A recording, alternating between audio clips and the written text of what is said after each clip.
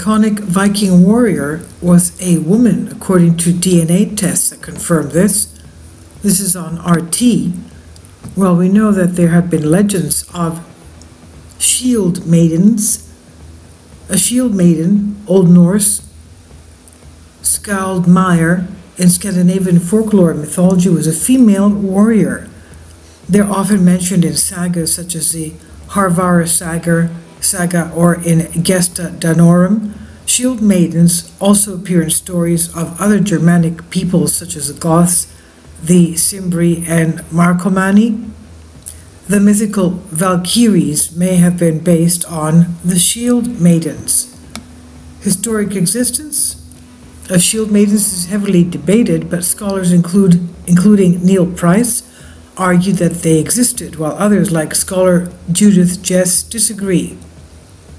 There are historical accounts, attestations that Viking Age women took part in warfare, but the Byzantine historian John Skilitzis records that women fought in battle when Sviatoslav I of Kiev, of what is ancient Russia, today Ukraine, attacked the Byzantines in Bulgaria in 971, when the Varangians, not to be confused with the Byzantine Varangian Guard, had suffered a devastating defeat in the siege of Dorostolon.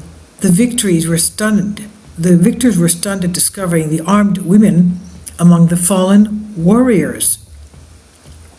When Leif Erikson's pregnant half-sister, Fridis, was in Vinland, she is reported to have taken up a sword and bare-breasted scared away the attacking Skrælings. The fight is recounted in the Greenland saga, though Fridis is not explicitly referred to as a shield maiden in the text. Also, Saxo Grammaticus reported that shield maidens fought on the side of the Danes at the Battle of Braveler in the year 750. So there are legendary accounts of shield maidens, that is, female warriors, mentioned in the Norse sagas.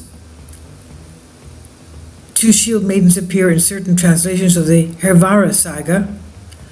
Well, you can find out more on the internet if you do like, but this is a very strong confirmation, obviously, because DNA tests confirm that the Viking warrior, in this case, was a woman. The remains of a 10th century Viking warrior buried in Birka, Sweden, proved to be those of a woman thanks to the DNA evidence. The warrior was discovered in the late 19th century by Swedish archaeologist Hjalmar Stolp, and the remains were assumed to be those of a man, as they were buried with weapons, horses, and other military paraphernalia. Charlotte Hedenstierna Johnson, an archaeologist of Uppsala University, says it's actually a woman, somewhere over the age of 30, and fairly tall too, measuring around 170 centimeters. The findings were uncovered by researchers at the Uppsala University and Stockholm University, published in the American Journal of Physical Anthropology on Friday. Quote, aside from the complete warrior equipment buried along with her, a sword, an axe, a spear, armor-piercing arrows, a battle knife, shields, and, as well as, 2 horses. She had a board game in her lap, or more of a war-planning game used to try out battle tactics and strategies, which indicates that she was a powerful military leader. She's most likely planned, led, and took part in battles. A few years ago, Anna Kjellström, an osteologist at Stockholm University, studied the remains as part of a different project and noticed something was off. The hips were typical of a woman, and the cheekbones were thinner than what a man's are expected to be like. Osteological study backed up the theory that the warrior was a woman, but it was met with skepticism. DNA analysis has now been carried out, which confirms that the warrior was, in fact, a woman, a female. The genomic results showed a lack of a Y chromosome and genetic makeup close to that of a present-day North European, the study found. Quote, the identification of a female Viking warrior provides a unique insight into the Viking society, social constructions and exceptions to the norm in the Viking time period, the study author says, and added, the results call for caution against generalizations regarding social orders in the past societies. It was probably quite unusual, but in this case, it probably had more to do with her role in society and the family she was from, and that carrying more importance than her gender.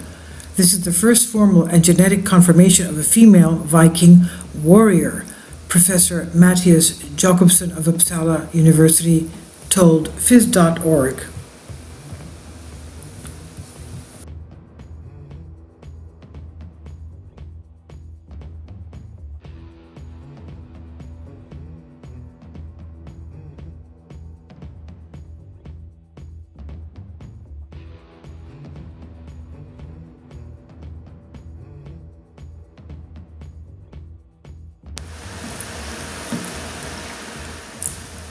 If you'd like to join me on my Patreon account, you will hear content not covered by mainstream media.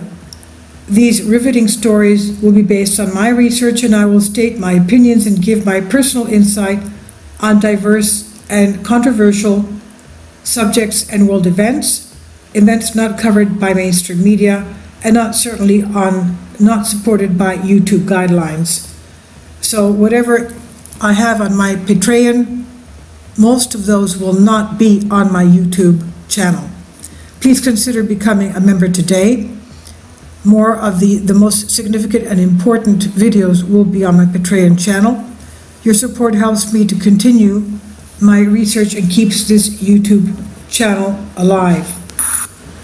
And we depend on your support, your generous charity, because we help economically challenged families here in Athens, Greece, in Kapota, and we also help the young generation with university tuition and the community around our church. Thank you.